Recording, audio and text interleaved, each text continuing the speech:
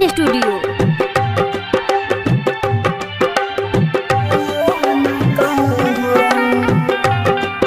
आप सुन रहे हैं एजी एंटरटेनमेंट की धमाकेदार प्रस्तुति।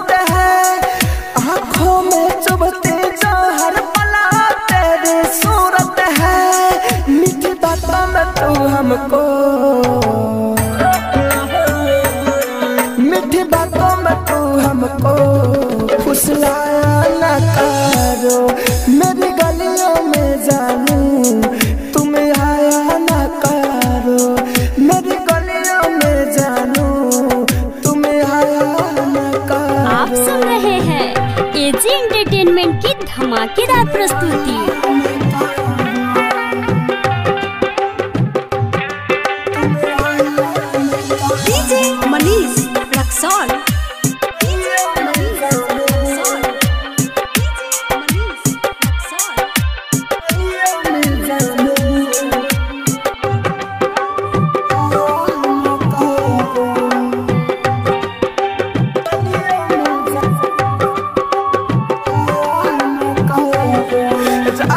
राजधानी को महसूस कराया है, राहुल राजधानी को महसूस कराया है, कुछ प्यार नहीं होता सब मोह माया है, कुछ प्यार नहीं होता सब मोह माया है, कहता है अमित आशिक,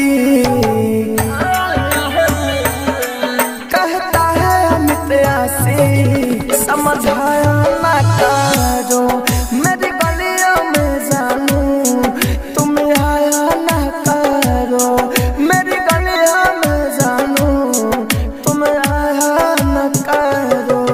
mix by AG recording studio, Roshanpur Sapaha.